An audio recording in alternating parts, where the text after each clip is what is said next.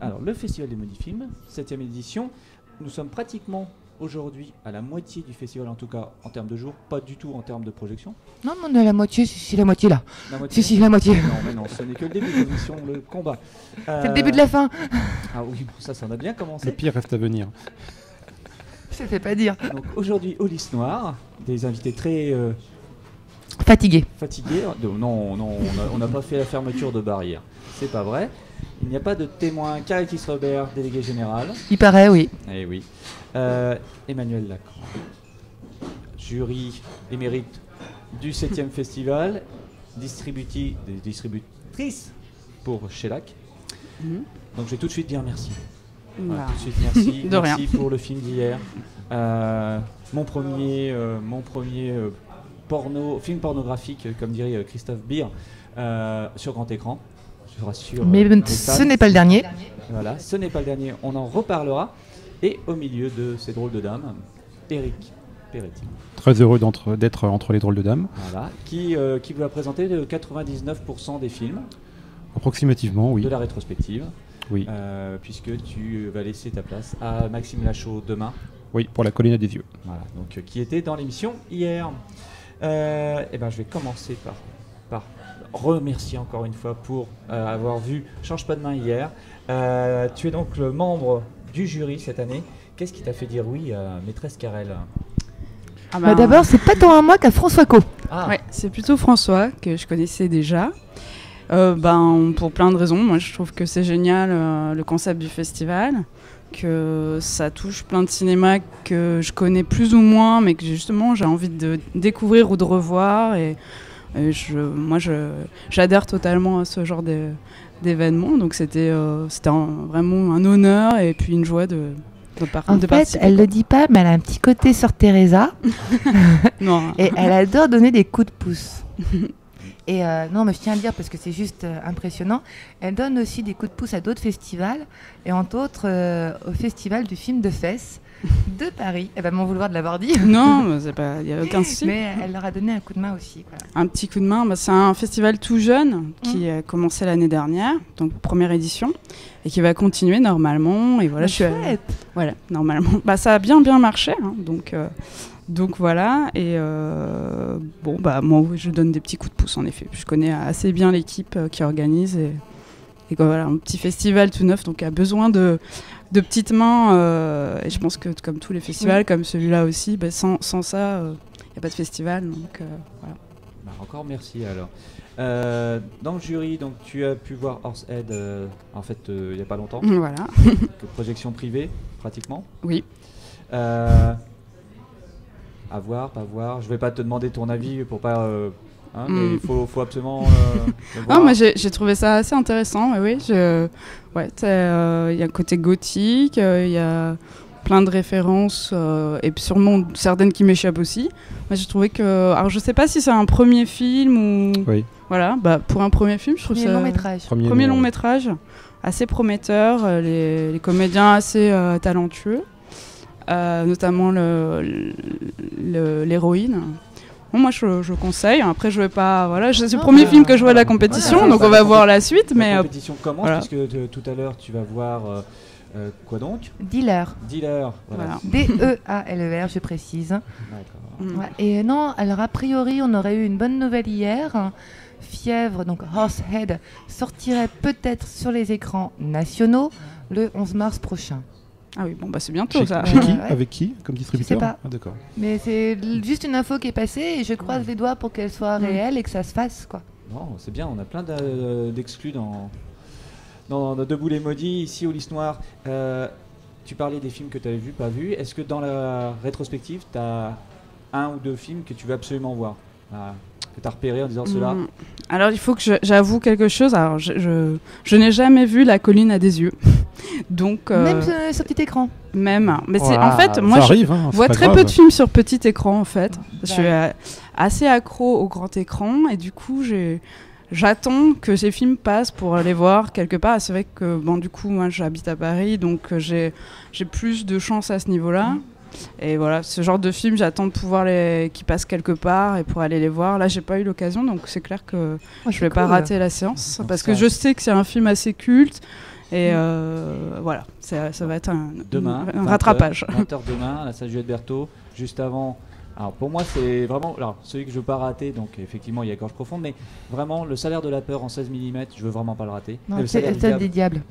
C'est pas le même. Ça existe aussi. Ça hein, existe mais bon. aussi. On l'a déjà passé au Ciné Club, mais vraiment là en 16 mm. Alors il sera en VO ou pas? VOST, non. Là, c'est vraiment le. Non, c'est vraiment une 16, copie d'exploitation d'époque.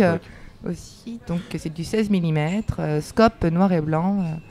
Donc là aussi c'est la avec Orson Welles. Voilà. Donc certaines personnes se sentiront mal. Éric Peretti. Oui. Tu vas travailler. En fait, c'est toi qui travailles le plus des invités, puisque tu vas devoir présenter tous les films. Oui, d'ailleurs très bizarre de me nommer invité alors que je travaille. Oui. On t'invite à travailler. Voilà. C'est ça le bénévolat. Donc tu parcours tous les festivals. Non, pas tous les festivals. Dès que tu peux défendre les films que tu aimes. Voilà, exactement. Voilà. Qu'est-ce qui t'a fait qu'est-ce qu'il y a de plus au festival des Maudits Films? Est-ce qu'il y a un petit peu de sel, un petit peu. Attention parce qu'elle te regarde. Ah bah il y a Karel. Voilà. Il y a Karel. Ah non. Eh bien il y a Karel, il y a le fait qu'on passe un film pornographique en 35 mm, ce qui est relativement rare, il faut bien le souligner. En France, il y a très peu de festivals qui peuvent encore se permettre de diffuser des films pornographiques en 35 mm. Il y a le festival Extrême Cinéma à Toulouse, ce qu'il a collé à la Cinémathèque de Toulouse. Et il y a le festival Hallucination Collective à Lyon, qui passe également des films pornographiques en 35 mm.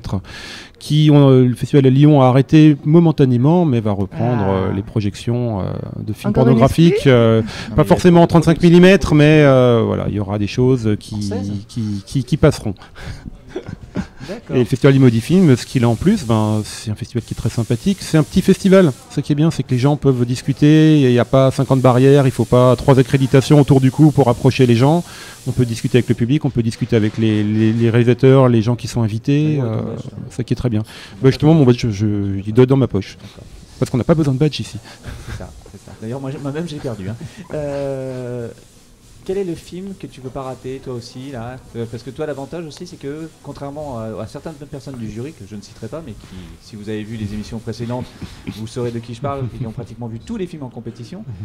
Toi, tu as quelques films que tu n'as pas vus. Ben oui, moi j'ai pas vu les films qui sont en compétition, justement, parce que c'est des avant-premières, donc j'ai pas eu l'occasion de les voir, à part les 2 documentaires, Electric Boogaloo et Catégorie X, que j'ai eu la chance de voir, mais j'ai vu aucun des 3 autres films, donc je me fais une joie de voir, j'ai vu Fièvre hier soir, que j'ai bien apprécié, je me fais une joie de voir Dealer et Der Samouraï, et dans la partie rétrospective, même si j'ai déjà vu tous les films, je serais bien sûr très heureux de voir Gorge Profonde en salle, mais surtout ce soir, Kuroku, Beasts of the Amazon, Quand la jungle s'éveille, qui est un film tourné en Technicolor, et moi malheureusement je n'ai vu qu'une copie en noir et blanc de ce film, donc je me réjouis aussi de voir le film en couleur, parce qu'en plus c'est des très belles couleurs. Il sera en couleur. Tout d'un coup vous me faites peur. Normalement oui, il est en couleur. Non, il sera en couleur, il n'y a pas de raison qu'il soit en noir et blanc. Dans mon souvenir le film a été tourné en Technicolor, donc il est très connu pour ses couleurs. J'ai bien vu une copie couleur, oui. Voilà.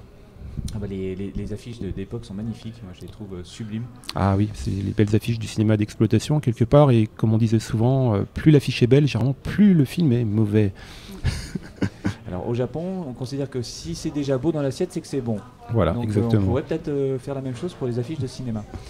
Enfin Karel, j'ai réussi à t'avoir dans l'émission, ce qui est difficile. Oui. La question que tout le monde se pose, c'est combien de litres de café pour que tu puisses encore rester debout? Justement, c'était la question que moi je voulais te poser. Peux-tu m'expliquer comment faire fonctionner le percolateur? Parce que la machine à café toute simple commence à être un peu petite.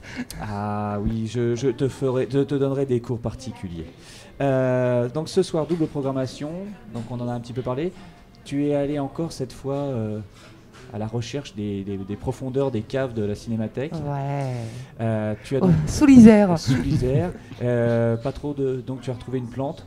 C'est ça. Donc on parlait de la bête de l'Amazone. Voilà. Mais le deuxième film, c'est. Voilà, j'ai trouvé une créature au fin fond de l'Isère. Bien humide. Très humide. Alors là encore, si on respecte le nom, parce que si on respectait la traduction littérale du titre original, c'est le retour de la créature du marais. Donc la suite du film, La créature du marais, inspirée de la BD comics. Or, les distributeurs français ont décidé de l'intituler Le retour de la créature du lagon. C'est plus propre. Mais il y a un film qui s'appelle La créature du lagon aussi, non ? Oui. L'étrange créature du lac Noir, qui est ressorti l'année dernière. Le lagon noir en anglais. Très bonne transition, car entre les deux films... Et en plus, je tiens à préciser que cette copie du retour de la créature du lagon, fait en français, nous vient de Shellac. C'est un dépôt à la Cinémathèque chez Lac. D'accord. Bah, écoute, tu me l'apprends. Voilà. Mais écoute, j'en apprends parfois. Merci. Il va ressortir en DCP, d'ailleurs remasterisé dans pas longtemps. Je ne le savais pas non plus. Non, mais je trouve ça chouette parce que je me dis, il y a un distributeur qui peut avoir dans son catalogue un film qui est c'est vraiment une BD comique mise sur grand écran, sur pellicule. Et à côté, présenter des films comme Change pas de main. Ah oui, nous on est assez éclectiques. Même aussi, parce qu'on avait aussi un film de chez vous l'année dernière en compétition, qui est L'étrange couleur des larmes de ton corps. Donc il s'agit vraiment de 3 films totalement différents, mais qui peuvent être distribués par la même personne. Et ça, forcément, nous on aime. Et en parler d'affiche, l'affiche de L'étrange couleur des larmes de ton corps est simplement juste sublime, magnifique. Mais à l'image du film en plus. Oui. C'est ça qui est bien. Je l'ai en bas de chez moi, je la vois tous les soirs quand je rentre chez moi, c'est juste un plaisir. Nous on l'a toujours dans le bureau. J'en ai acheté 3. Oui. Une dans chaque pièce. Oui, non, je comprends. Voilà, c'est ça. Et donc entre les deux films, ce soir, surtout ne pas sortir. Si, mais en tout cas être à l'heure pour la deuxième séance. Car est-ce qu'on annonce la surprise En fait, on a prévu une petite gâterie. Sans transition. Nous avons de véritables artistes à Grenoble qui parfois font plus leur show à l'extérieur de Grenoble qu'ici même.